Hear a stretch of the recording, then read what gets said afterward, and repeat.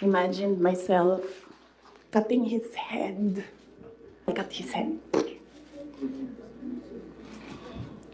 So doon, na-realize ko, toxic na, di ba? Ganyan na yung imagination mo. Ang imagination mo, sinasakal mo na yung tao. And then I said, this is over. Sa ganyan daw napagtanto ni VP Sara Duterte na hindi na maganda ang relasyon nila ni Pangulong Bongbong Marcos. Nangyari raw yan nang dumalo siya sa isang graduation ceremony kasama ng Pangulo. Ayon sa bise, masama ang pakiramdam niya noong araw na iyon at na-trigger siya sa naging interaksyon ng Pangulo at ng isang graduating student.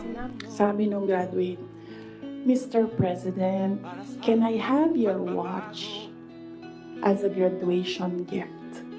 Nasagot niya, why? Why will I give you